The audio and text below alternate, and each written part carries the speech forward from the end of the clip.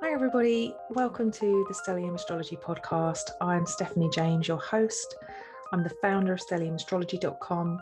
I'm the former horoscope columnist for Elle magazine, and I'm a tutor at the London School of Astrology. And today I wanted to record a show for you on the aspects grid and also the elements and the mode grid.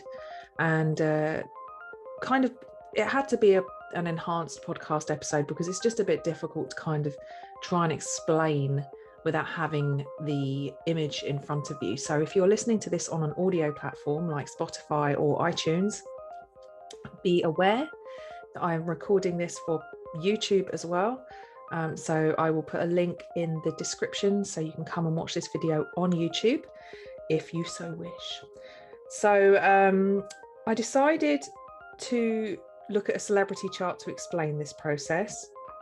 The celebrity that I decided to pick was Johnny Depp. Let me just share my screen. Not for any particular reason other than I just, I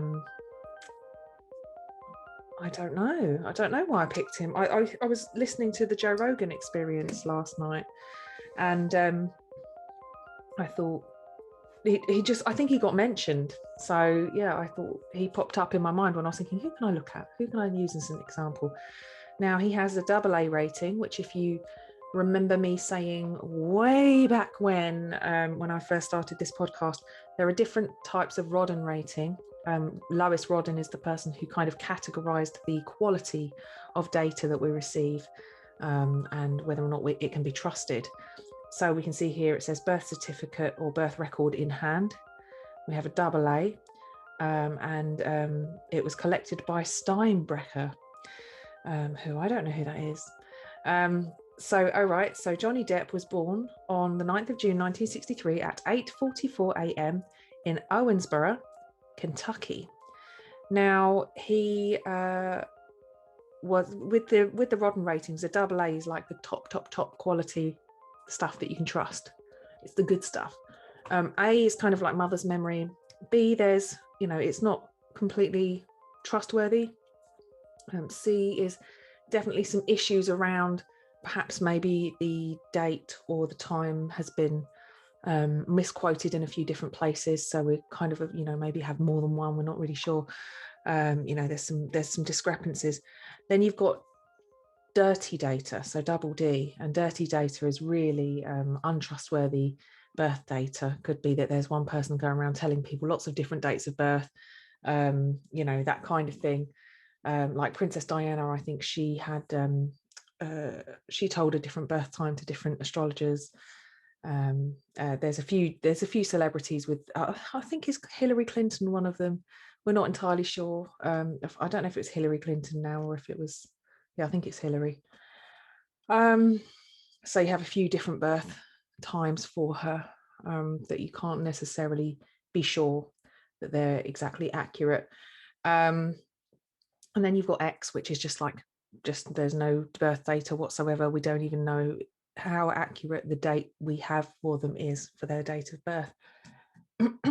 So, and just while we're here at Astro Databank, so normally what I would do is in the search bar, I would type in Johnny Depp birth chart, and then I'd scroll down and look for the astro.com record.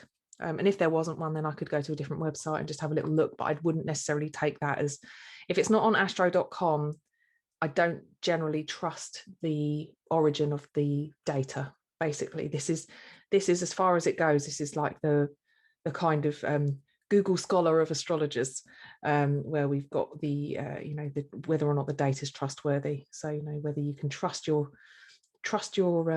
sources, basically. And yeah, you get a little biography down here, which you can go to the Wikipedia biography, and then you've got relationships, so you can have a little look and you can see who he's worked with, and who he's is that his daughter Olivia Munn? I think so.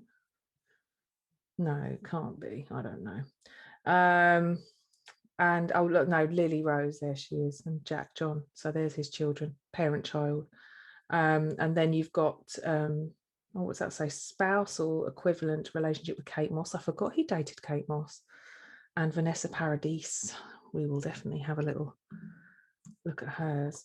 But anyway, so I thought it would be interesting to have a little look. As you can see, it tells you events as well. So you've got lost his virginity at 13. We have the date that he 1976. This must have come from an autobiography or something. Started smoking at 12, lost virginity at 13. He started young, didn't he? Arrested for vandalism in 1994. We've actually got a chart for that because we have a time for it. And yeah, change in family responsibilities, daughter born. So you can have a look at all these different charts. It shows you in equal or placidus what, you know, these major things here. Amber Heard filed for divorce. Is Amber Heard on here? No. But yeah, so you can see, maybe we can have a look at that, maybe. So basically, then you've got source notes where you've got the information from the biography and also birth certificate in hand as well. And then he's got different categories that he's listed under. So appearance, gorgeous, personality, eccentric, blah, blah, blah, blah, blah, social life, misfit. And there you go, famous, top 5% of professions. So you can have a look and see, and you can also click on top 5% of profession, and then loads of people come up who are also equally as successful as he is. So let's have a little look at his chart if we go into it. So we'll go into, I go into equal house because that is who I am and what I do. I'm an equal kind of girl. I do like Placidus, actually. I do like looking at intercepted houses and things like that. So here's Johnny Depp's chart. And as said before, 9th of June, 1963, Owensboro, Kentucky, 8:44 a.m. And we know that that's quite accurate because the birth certificate has been seen in hand by the collector, the data collector. So Johnny Depp has got 12:26 Leo rising, 18:03 Gemini sun in the 11th house, and 13 degrees and 49 minutes of Capricorn moon, which is on the cusp of the 6th house. It's in the 6th house, but it's very close to the cusp. So it's very close to that power point, that super ejection of concentrated 6th house stuff that sort of divides the sky up. So a very powerful placement for the moon, really, if you think about it, being so close to the 6th house cusp like that. Now, what we're looking at is down here. Firstly, here you've got your modes and elements grid. So that's a little grid, 4x3, and you've got down the left-hand side, fire, air, earth, and water, FAEW, and along the top, you've got C, F, and M, cardinal, mutable, so cardinal, fixed, and mutable, or fire, air, earth, and water. So this little grid's really quite a good one to have because you can look at it and almost glance and see what areas of the chart are underrepresented and what are overrepresented. But if you can't do that at a glance, I'm going to show you how you can do it now. Firstly, you can go, so let's have a look at the top. Let's go for cardinal signs first of all. So he's got, in cardinal fire, he's got Jupiter. In cardinal air, he has nothing. In cardinal earth, he has his moon. And in cardinal water, he has his north node, which I don't bother to count as far as this grid is concerned. And then in fixed, along the fixed levels here, you've got fixed fire, ascendant. In fixed air, you have Saturn. In fixed earth, Mercury, Venus, and midheaven. And in fixed water, he has Neptune. I'm just making a note of this because this is how you do it. You draw the grid out yourself. It helps. Now in mutable, he's got mutable fire, nothing. In mutable air, he has Sun. In mutable earth, he has Mars, Uranus, and Pluto. And in mutable water, he has Chiron, which I also don't bother to count. So it depends. Everybody's different. This is why astrology is not a science. It's a craft, because you interpret what is right for the person interpreting the chart, basically. So what you do is you give 3 points to the big three, so sun, moon, and ascendant. Each of those placements get 3 points. Then the personal planets, so Mercury, Venus, and Mars, all get 2 points. And then the social planets, Jupiter, you can give a point.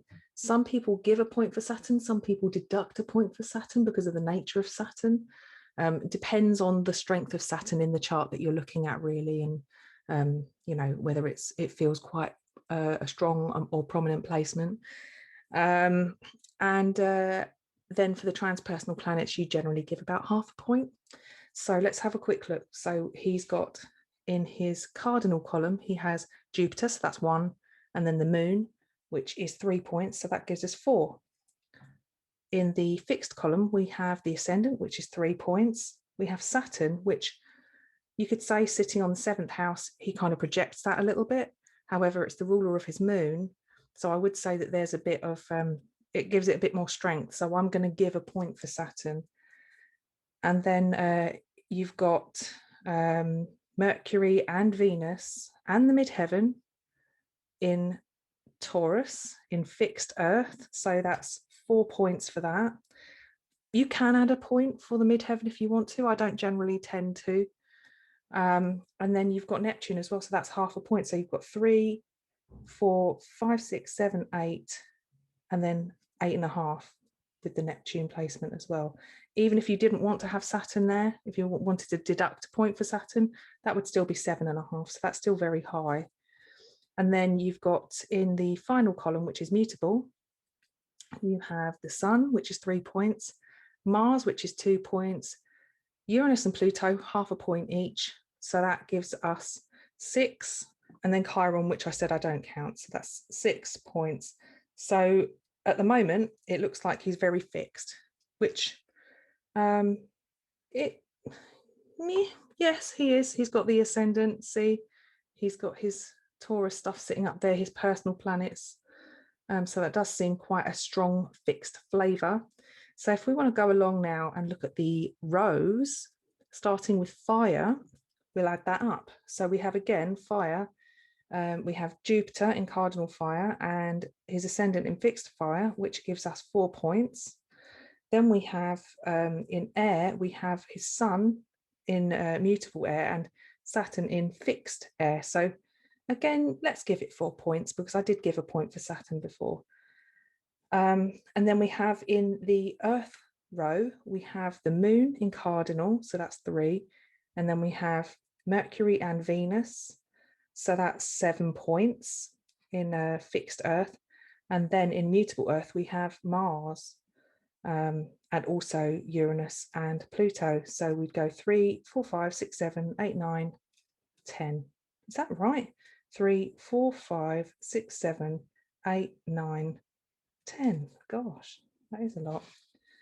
And then we have in his water row, all he has really, because we don't want to call like the nodes, not really, he has Neptune in Scorpio in fixed water, so that is half a point. So actually he has got his most heavily represented mode is fixity, and his most heavily represented element is earth. So what's fixed earth? It's Taurus. So that means Johnny Depp has a very strong Taurian flavour. So what's underrepresented? Well, I think we can all agree without too much hesitation that water is massively underrepresented. He only has Neptune sitting in water. And he also has, let's have a look, cardinality is underrepresented in his chart as well. So cardinal water is Cancer. So his least represented sign is Cancer, and his most represented sign or essence really is that Taurian essence. So that's interesting to look at. And what you can do as well is look at in the chart which areas of the chart those signs represent. So obviously heavily influential Taurian flavor sitting at the top of the chart there, incorporating his midheaven, his 10th house cusp if you're using equal, and his Mercury and Venus conjunction, all sitting up there in a very, very high point in the chart, culminating almost, you know, right up there in full view. If you remember me talking before about the horizon, the ascendant descendant being the horizon, and all the planets above the horizon is what we see, they are the highest up, they are the most visible, and they sit in an area which is very well known for public image and reputation, and kind of a very Capricorn-esque kind of flavor area of the chart, displaying, you know, your achievements, your ambitions, and you know, kind of the authority that you are. And let's say, I mean, we can all agree that he is very much an authority in Hollywood, or has been up until more recent years.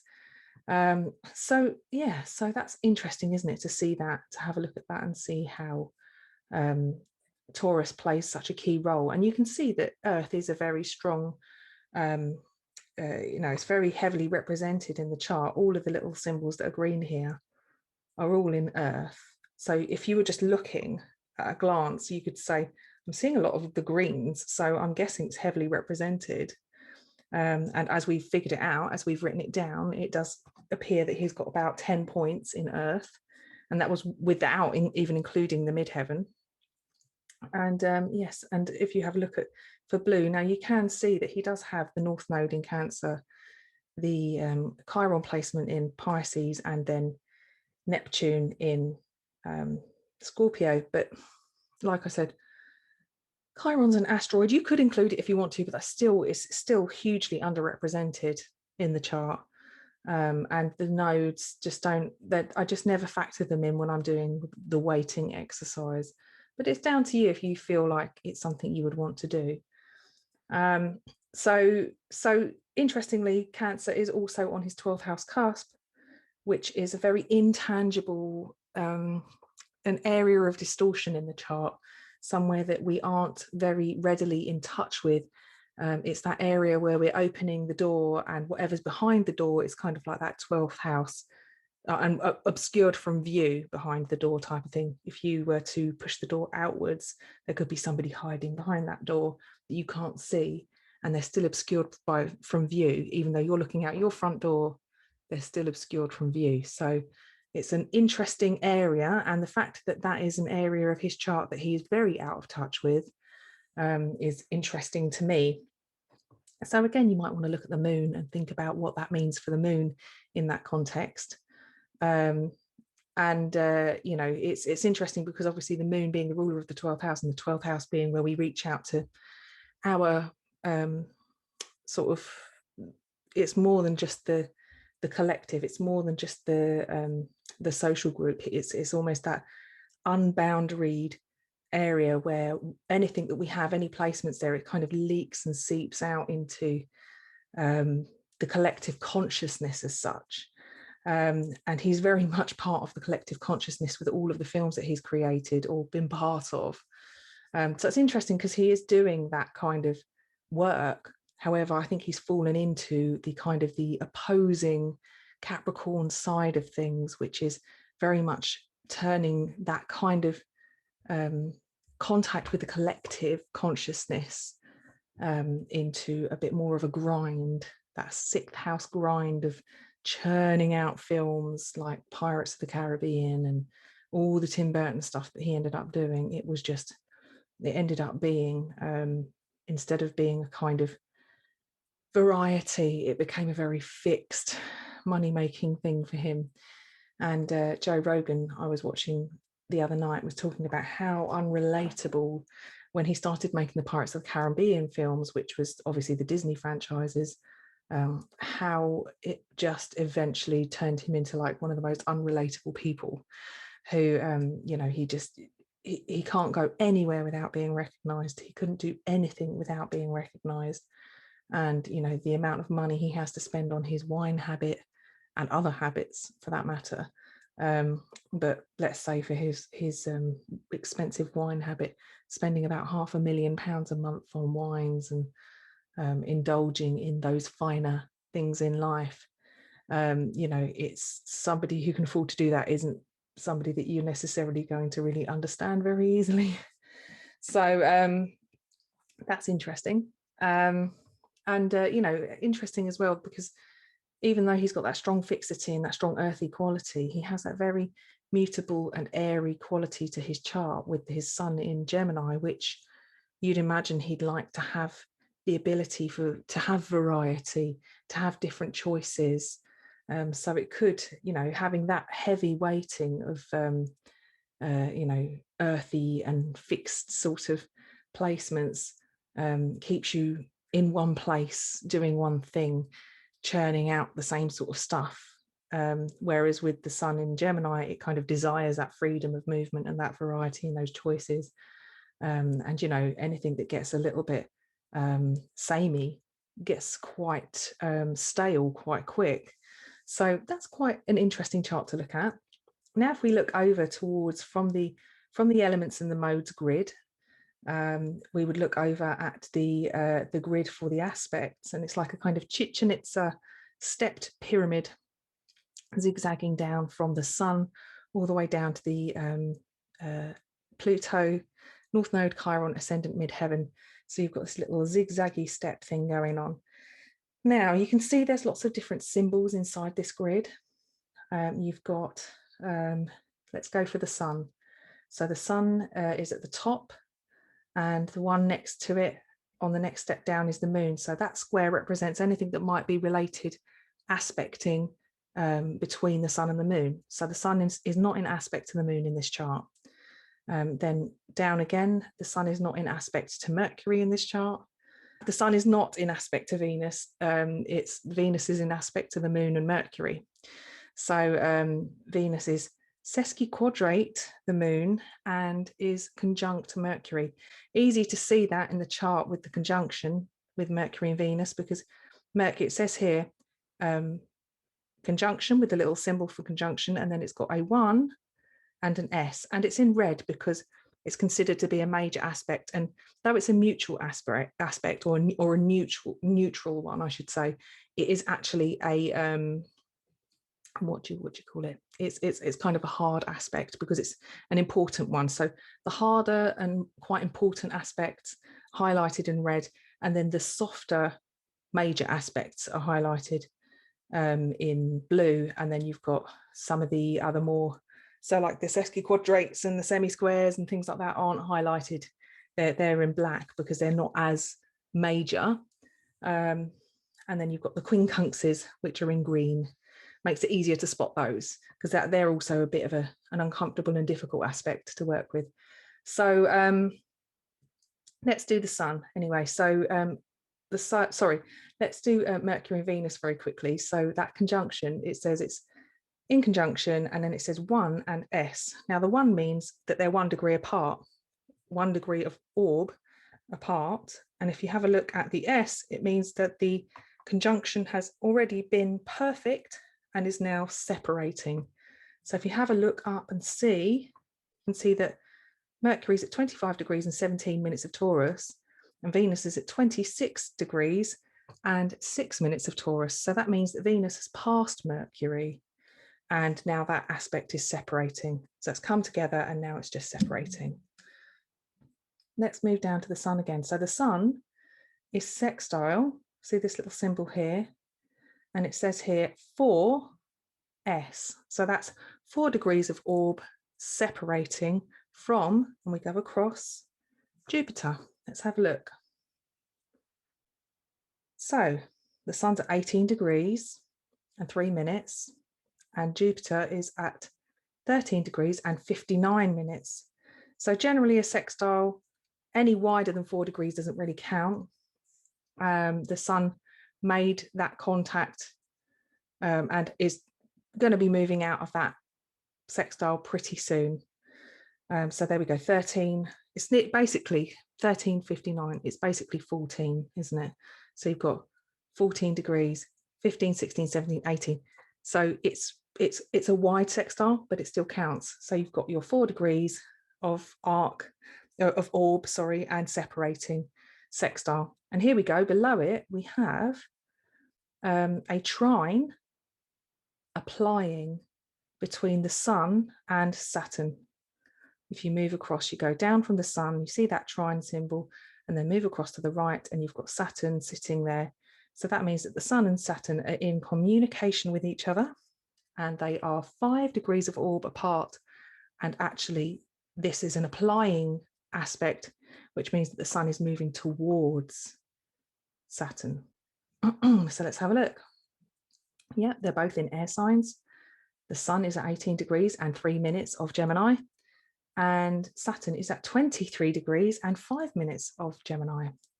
So actually, that is 5 degrees, give or take a few minutes of arc. And as you can see, the Sun is at 18 degrees, so it's behind, because obviously as it ticks around, it never goes retrograde. It ticks forwards, so it will be 19 the following day, 20 the day after, and so on. So in about 5 days' time, the Sun and Saturn will be in an exact trine. So there you go. So that's applying. And then you can go down again. The Sun is, there's a square here, 3 degrees of orb, and separating from Chiron. So let's have a look at Chiron. Chiron is in Pisces, 14 degrees and 53 minutes. So again, quite at the end, almost 15 degrees. And then 16, 17, 18, you've got the Sun. There you go. So there you go. And that is, the Sun has passed that as well. So that means it's separating. So hopefully that has cleared that up for you, and you can kind of understand what you're looking at when you're looking at an aspects grid, and also what you're doing when you're working out planetary weightings, how you figure that and score that, if that's how you do it. You know, it's quite obvious when you look at that grid, you can see so much green. You're like, yeah, that looks quite heavily Earth represented. Sometimes it's a bit harder, sometimes it's really equally distributed, and sometimes it's really sometimes it's very weighted in one way or another way. I had a friend who was in a relationship. She was underrepresented in her chart with cardinal air, and she attracted a Libra, and they were in a relationship for about 3, maybe even 4 or 5 years actually. And they both they attracted what they lacked in each other. So it's worth having a look and seeing what you lack and where you're attracting that experience, what that person's bringing to you, because they're kind of almost making up that area that you can't kind of integrate yourself. So that's quite an interesting thing to look at. And yes, just understanding how to look at the aspect grid, because sometimes it's like you're looking at a chart and you think, oh yeah, you can look at the chart and you can see the pattern in the middle with the different lines meaning different things. But actually, when you look at the aspect grid, it can be almost at a glance a bit more information. It can be a bit more useful and easier for you to kind of understand. Hopefully you found that you can apply this now in your own chart, and you can have a look at your friends' charts and figure out which elements and modes they are most in tune with and which ones they lack. And ultimately sort of figuring out, if you haven't listened to the elements and the modes episodes, go back and have a listen. But actually the elements and the modes really tell us about what drives us, how we deal with conflict, what is our motivation, and how we engage with our environment. So it can give you that added depth of understanding, because even when you look at the chart and you think, well, they've got Sun in Gemini and they've got Moon in Capricorn, you can reel off the cookbook stuff, you can reel off what those things mean.